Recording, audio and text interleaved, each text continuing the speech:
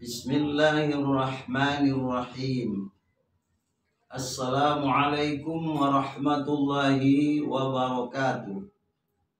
Alhamdulillah, wassalatu wassalamu ala rasulillah wa ala alihi wa ashabihi wa mawala, amma ba'du.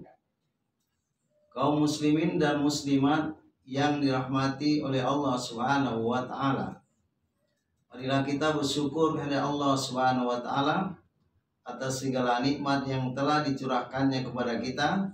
Salawat dan salam kepada junjungan kita Nabi besar Muhammad sallallahu alaihi wasallam. Adapun materi kita hari ini adalah suatu tanggapan terhadap penjelasan Ustadz Adi Hidayat tentang surat Asy-Syu'ara adalah surat musik. Masalah ini sebenarnya kita masih belajar ya. Memang kita lihat tidak ada jelas nama lain daripada surat Asy-Syu'ara itu. Itu menurut pengetahuan kita sampai saat ini. Nama Asy-Syu'ara itu adalah para penyair. Jadi Ustadz Adi Hidayat menyatakan dalam kajiannya itu adalah surat pemusik. Sehingga ini banyak tanggapan-tanggapan dari berbagai macam kalangan, sehingga kita perlu menanggapi. Kalau kita lihat ayat 224, 225,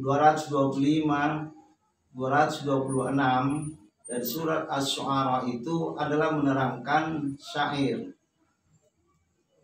Wasyu'ara'u yattabi'uhumul ghawun.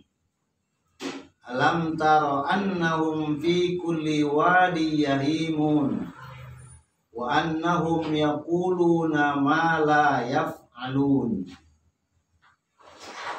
Dan penyair-penyair itu diikuti oleh orang-orang yang sesat. Tidakkah kamu melihat bahwasanya mereka mengembara di tiap-tiap lembah, dan bahwasanya mereka suka mengatakan apa yang mereka sendiri tidak mengerjakannya? Sehingga ayat ini menjelaskan betapa orang-orang Arab itu sangat mencintai syair-syair dalam berbagai kegiatan.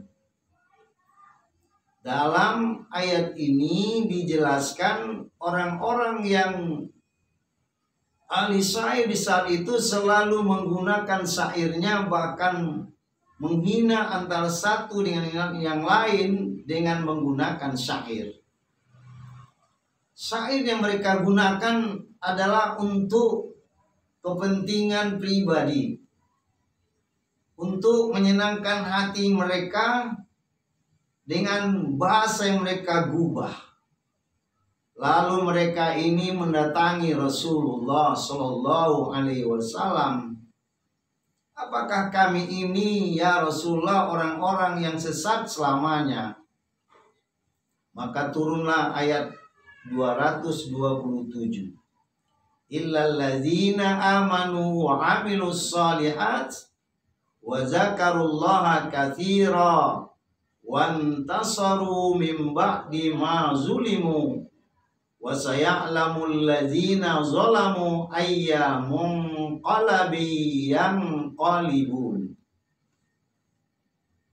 Jadi orang yang syair itu, penyair itu mendapatkan kesesatan terus-menerus kecuali mereka beriman kepada Allah. Kecuali mereka itu beramal soleh dan mereka banyak mengingat Allah dan saling menolong sesudah mereka itu dizalimi. Dan orang-orang yang zalim itu kelak akan mengetahui ke tempat mana mereka akan kembali. Jadi ini menunjukkan bahwa kalau itu penyair itu beriman kepada Allah, membuat syair-syair, yang tidak menghina orang lain, tidak merendahkan agama, tidak merendahkan Islam, maka mereka ini sudah beriman, beramal soleh. Ini adalah orang-orang yang dikecualikan dalam ayat yang sebelumnya. Maka timbul pertanyaan, sekarang heboh, bagaimana itu musik-musik itu tidak ada solusinya? Itu semua diharamkan, dilarang oleh Allah. Memang kalau kita lihat pendapat 4 imam mazhab, musik itu adalah haram.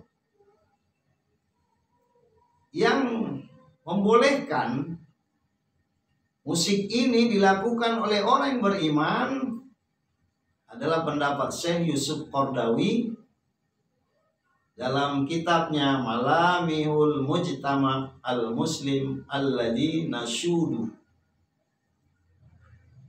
Mendengarkan musik, kata beliau, boleh dalam Islam selama ada catatan di situ.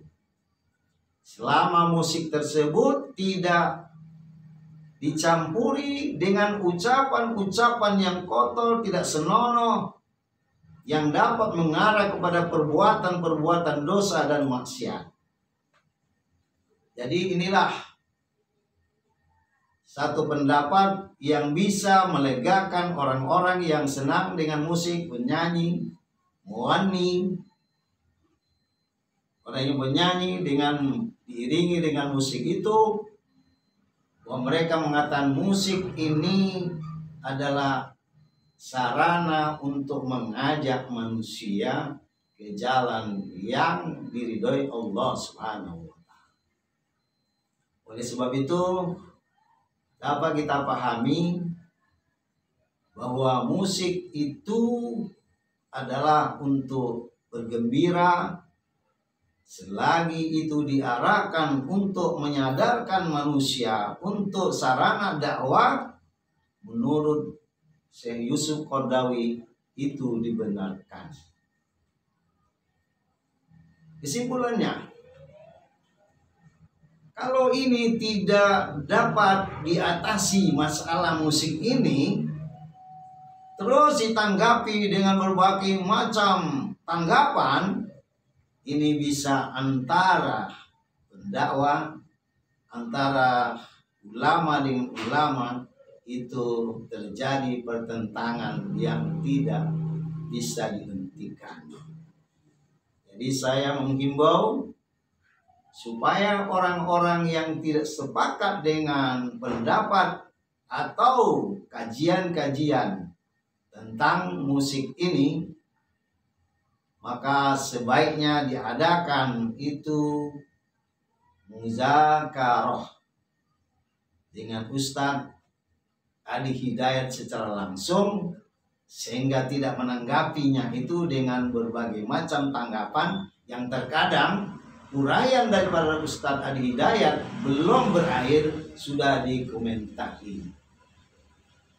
Jadi harapan kita ada muzakarah, bukan mujadalah. Mujadalah ini mencari kemenangan ya. Muzakarah itu mencari kebenaran. Sumbernya itu dari mana perlu kita tahu. Bahwa sepanjang pengetahuan kita memang tidak ada dalam tafsir yang lain. Kita lihat sampai hari ini bahwa surat Asy-Syu'ara itu adalah surat musik. Dalam tafsir The Holy Quran disebutkan bahwa surat Asy-Syu'ara itu poets, artinya para penyair. Jadi semoga tanggapan ini dapat kiranya kita untuk mencari solusi agar masalah musik ini ada solusinya. Jadi jangan ditanggapi sepotong-sepotong, dan sebaiknya ini ada pertemuan dengan Ustadz Adi Hidayat. Pendapat dia itu alasannya sebenarnya apa?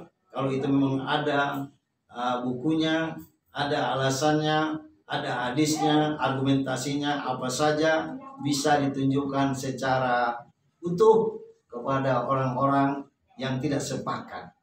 Karena ini sebenarnya ya bukan pendapat beliau nampaknya, tapi dengan uraian itu dia mengatakan surat Asy-Syu'ara itu adalah surat musik. Semoga dapat kita pahami apa yang disampaikan saat ini, yang tujuannya semoga kita tidak mempermasalahkan sesuatu yang beda pendapat, karena beda pendapat itu adalah namanya itu wajar.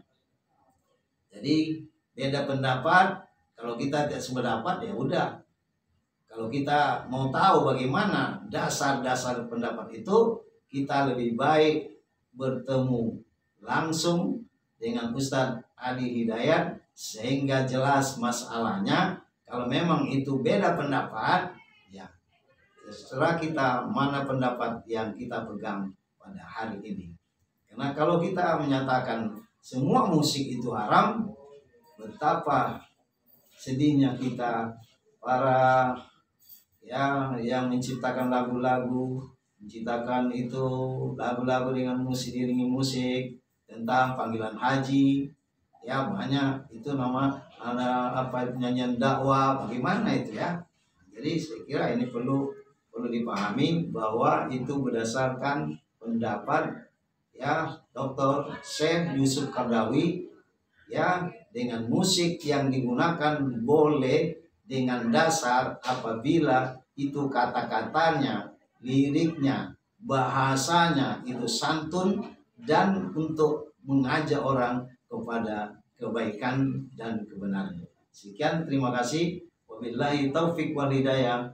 Wassalamualaikum warahmatullahi wabarakatuh.